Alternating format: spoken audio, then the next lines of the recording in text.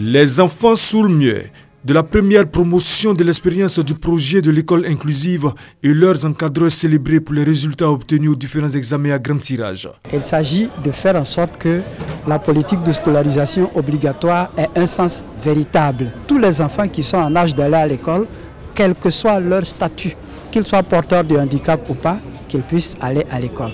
À ce jour, nous avons 80 enfants malentendants qui sont répartis dans une dizaine d'écoles sur tout l'ensemble du pays.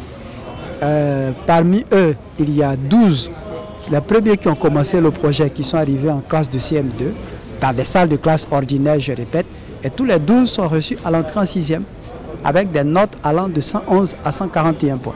L'accès à l'école, c'est un droit pour tous les enfants de Côte d'Ivoire. Et les enfants en situation de handicap sont des enfants de citoyens ivoiriens. Et donc, de façon que pour promouvoir une bonne inclusion sociale, il faut absolument passer par une bonne inclusion scolaire. Dispenser les cours aux personnes malentendantes, un engagement passionnant pour les encadreurs. Dans ma classe, il y a eu 100%. Sur 3 élèves, les 3 passent en classe supérieure. Eux, vraiment, c'est encourageant. Eux, ça me fait plaisir lorsqu'ils voient vraiment un enfant qui n'attend pas, que je forme, qui passe en classe supérieure, vraiment, ça me réjouit. La ministre de la Solidarité, de la Femme et de la Protection de l'Enfant, Mariatou Kone, a salué les performances réalisées par l'école ivoirienne de 2011 à 2017. Elle plaide pour l'égalité des chances dans tous les domaines d'activité, notamment dans l'éducation.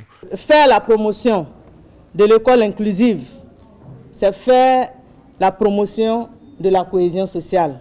C'est également faire la promotion du bien-être des familles. Pourquoi ?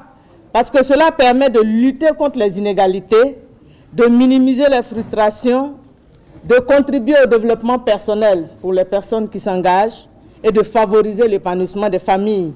Le projet de l'école inclusive s'inscrit dans le cadre de l'école obligatoire, voulu par le gouvernement.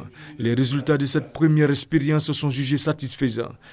Dans la mise en œuvre de la politique de scolarisation obligatoire, le ministère de l'Éducation nationale, de l'enseignement technique et de la formation professionnelle a opté pour l'expérience de l'école inclusive qui consiste à intégrer dans des écoles ordinaires les enfants vivant avec un handicap. Nos 12 premiers candidats sont tous admis au CEPE et seront affectés dès la rentrée prochaine au lycée moderne d'Andokwa, au sein duquel il y a déjà une cellule technique d'encadrement prête à les accueillir et à les aider. Selon les statistiques des organisations internationales, 48 000 enfants en situation de handicap sont hors des salles de classe en Afrique. L'UNICEF exhorte les communautés nationales à promouvoir l'éducation de cette tranche de la population.